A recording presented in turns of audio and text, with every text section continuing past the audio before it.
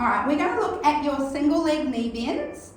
So when you're first starting, if this is the first time you're doing this exercise, I definitely want you to be holding on to something, whether it's the back of a chair, a wall, or something secure that can help you balance. That's definitely what we want to do. So we're going to start with the foot that's closest to what we're holding, or if we're holding on like so, it doesn't really matter which foot we lift. But if we're holding on with one hand, we're lifting the outside foot. So our working foot is the one closest to our support. And then we're going to, what we want to do is we want to, as we lift that foot, even before we start our knee bend, is make sure our hips stay still. We don't want to drop or hitch through there. So we're also thinking about pelvic control and core control. So really make sure we're gently switched on through that core. If you're not sure what that means, absolutely let me know. But I'm hoping you do know what that means and you know how to have a gentle contraction of the core while keeping the pelvis stable. So before we even start the exercise while we're setting up, we know our hips are in good placement. Now, the other thing here is you don't need to put this foot anywhere.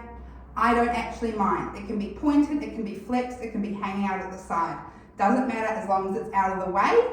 I just like to sort of put it here with a gentle point. I'm not pointing completely through because I want to concentrate more on this leg here. So from here, I know it sounds simple, we're going to do a knee bend, but I'm going to talk you through a few things. As you bend down, I want you to think about going up. What does that mean? That means we stay upright, we don't crunch down or anything like that, and it's really nice and controlled. So we come down, and you can see the only thing that is moving is my leg. Yep, there's nothing happening through the pelvis. I'm going to turn sideways as well. There's nothing crunching or moving through the pelvis. Everything else stays really still. The only thing that's happening is my knee is coming forward, and then it's coming back. All right, nothing from the hips up should be moving. Yep. One other thing, well, two things I want you to watch for in the pelvis is a back crunch or a back extension, where as we bend down, we kind of do this with our back, so we push our hips back, or a little crunch where we tuck our hips under as we go down.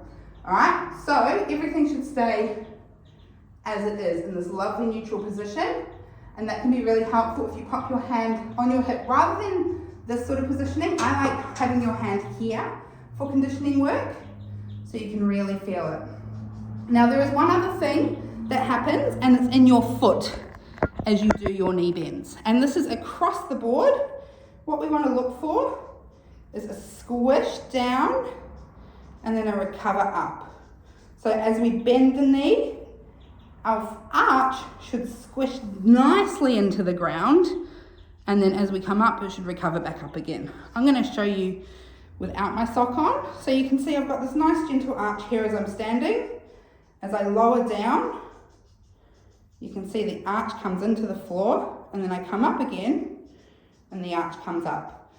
Too often dancers try to keep their arch lifted, and that doesn't do us any favors. So we're working on the squish and release.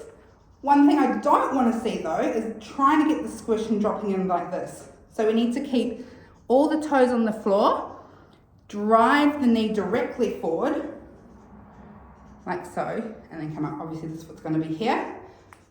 So we're going to drive the knee forward and come up. That knee, I want you to think about it going over your second toe. Yep. So drive it, not over the big toe, but over sort of those middle toes and coming up again.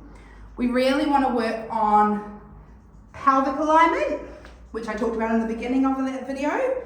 We want to work on knee alignment, so getting it drifting over those middle toes. And we also want to work on arch support and release. So the squish and return of the arch. So those are your knee bends.